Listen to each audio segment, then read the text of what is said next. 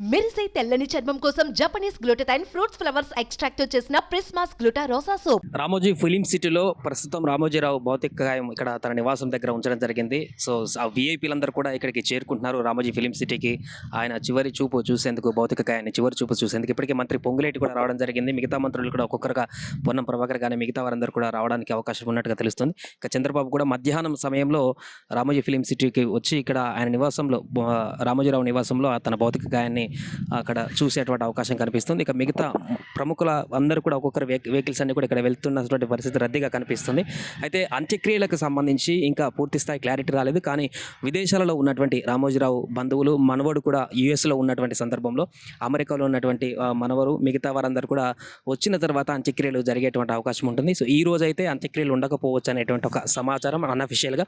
రేపు అంత్యక్రియలు కొనసాగించడానికి అవకాశం ఉన్నట్టుగా తెలుస్తుంది. సో పూర్తిగా ఇక్కడే వెళ్ళడానికి ఎంట్రెన్స్ దగ్గరనే ఇక్కడ అన్ని వెహికల్స్ కూడా ఆపడం జరిగింది. ఇతరులు అన్నీ కూడా ఓన్లీ అక్కడికి వెళ్ళేటువంటి విఐపీలను, గెస్టులను, పొలిటీషియన్స్, సెలబ్రిటీస్ వాళ్ళను మాత్రమే లోపలికి పంపిస్తున్నారు. రామోజీరావు నివాసానికి సంబంధించి ఇప్పటికే చాలామంది గెస్టులందరూ కూడా ఒక్కొక్కరుగా ఈ యొక్క ఎంట్రెన్స్ల నుంచి వెళ్తున్నటువంటి పరిస్థితిని చూస్తున్నాం. సాయంత్రం వరకు ఇంకా చాలామంది ప్రముఖులు వచ్చేటువంటి అవకాశం కనపడుతుంది. తెలంగాణలో ఉన్నటువంటి మాజీ మంత్రులు కూడా ఒక్కొక్కరుగా ఇక్కడికి వచ్చేటువంటి అవకాశం స్పష్టంగా కనిపిస్తుంది. ఇక మరొక వైపు ఇప్పటికే మంత్రి పొంగులేటి కానీ మిగతా ఎమ్మెల్యేలు కానీ ఒక్కొక్కరుగా ఇక్కడికి వచ్చేస్తున్నారు.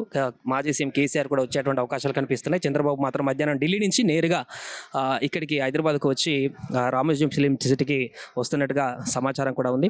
ఈ నేపథ్యంలోనే పోలీసులు కూడా ఇక్కడికి చేరుకోవడం జరిగింది. ఇప్పటికే తెలంగాణ ప్రభుత్వం అధికారిక లాంఛనాలతో అంత్యక్రియలు నిర్వహించాలని కూడా చెప్పిన సందర్భంలో, ప్రకటించిన సందర్భంలో దానికి సంబంధించినటువంటి ఏర్పాట్లను కూడా తెలంగాణ ప్రభుత్వం చేస్తుంది. సీఎం రేవంత్ రెడ్డి కూడా ఢిల్లీలో ఉన్నటువంటి ఆయన కూడా ఇక్కడ సిఎస్కి ఆదేశాలు ఇవ్వడం జరిగింది. ఆయన కూడా ఢిల్లీ నుంచి వచ్చేటువంటి అవకాశం కనబడుతుంది. రామోజీ ఫిలిం సిటీకి ఇక్కడికి వచ్చి రామోజీరావు భౌతిక గాయానికి నివాళులు అర్పించేటువంటి అవకాశం ఉంది.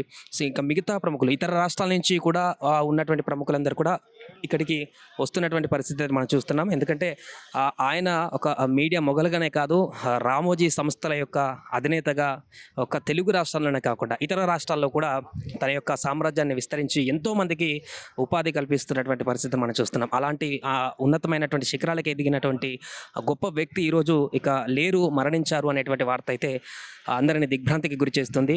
సోషల్ మీడియాలో ట్విట్టర్లో కానీ ఇతరత్ర అందరూ కూడా నివాళులు అర్పిస్తున్న సందర్భాన్ని మనం చూసాం. ప్రధాని మోడీ కూడా నేరుగా రామోజీరావు మృతికి సంబంధించి సంతాపాన్ని కుటుంబ సభ్యులు కూడా ప్రకటించారు. ఇలా ఒక్కొక్కరుగా దేశంలో ఉన్నటువంటి ప్రముఖులందరూ కూడా ప్రధాని నుంచి చిన్న ప్రముఖుల వరకు కూడా అందరూ నివాళులు అర్పిస్తున్నటువంటి పరిస్థితి కనిపిస్తుంది. సో అంత్యక్రియలు అయితే రేపు ఉదయం ఇదే నివాసం వద్ద ప్రాంతాల్లో కొనసాగుతాయి.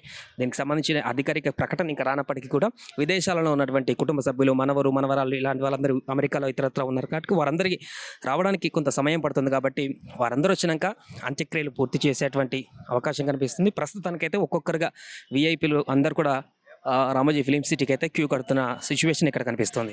సుమన్ టీవీలో మీ పర్సనల్ అండ్ బిజినెస్ ప్రమోషన్స్ కోసం కింది నెంబర్కి కాంటాక్ట్ చేయండి.